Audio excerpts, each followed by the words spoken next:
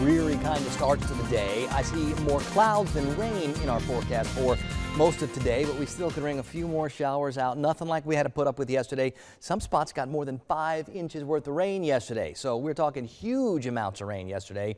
We will be clearing later on today. It may take a while, so be patient, but I think once we do start to see that clearing, it does happen, and we're in for a much brighter setup for Tuesday, for Wednesday, and hopefully a little bit longer than that. Any of the showers we're looking at this morning are pretty much across I-75 or in very far southern areas of Dixie County, so things are moving east, but we've had a pretty steady on and off flow of all these showers since Saturday, and it continued all day yesterday with some really big rainfall amounts.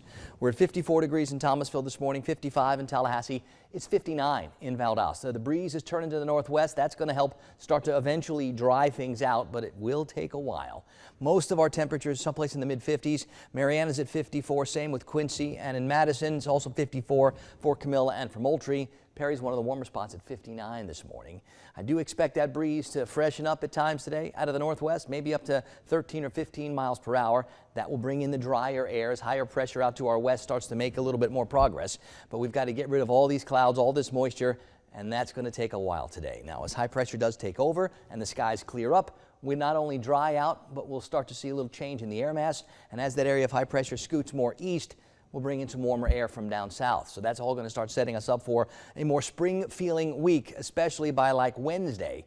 For today, it's still kind of gray and gloomy out there, and it's going to stay a little on the cool side this afternoon because of those stubborn clouds and maybe even a few sprinkles that are going to linger for even the afternoon hours. Once we start to bring in that drier air and it takes over tonight and tomorrow, well, we start tomorrow a little cool, but lots of sunshine should warm things up.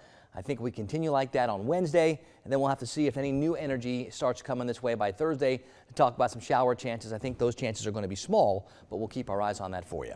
On the Gulf today, small crafts be advised. Winds out of the west and northwest 12 to 24, so it's going to be breezy out there. Seas maybe as high as 6 or 7 or 8 feet.